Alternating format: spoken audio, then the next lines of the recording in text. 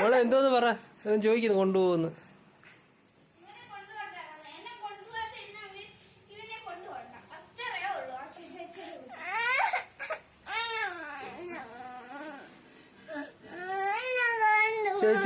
ചേച്ചിയെടുത്ത് sorry പറയാമെങ്കിൽ കൊണ്ടുപോവാ. ചേച്ചി പറയട്ടെ, ചേച്ചിയെടുത്ത് സോറി പറ.